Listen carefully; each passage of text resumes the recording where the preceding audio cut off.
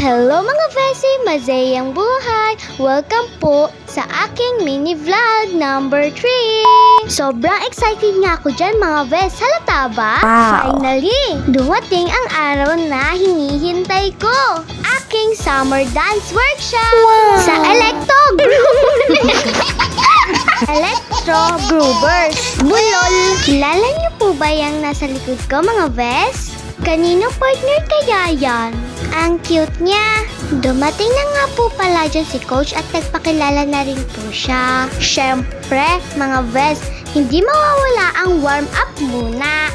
Para di mabigla ang mga buto-buto lalo na ako, payat pa naman ako. Grabe, ang bilis pala ng mga steps. Ang hirap makasabay. Dapat pala kumain ako ng marami. Sa sobrang excited ko, halos di ako nakakain. Kinulang tuloy ako sa energy.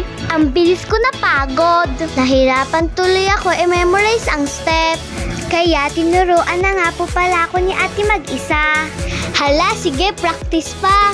Ang gagaling talaga nila sumayaw mga Ves. Ang hirap nila sabayan. Sa pagod ko, nasa sulok na lang ako nanonood. Kaya di na ako nakasali sa final showdown.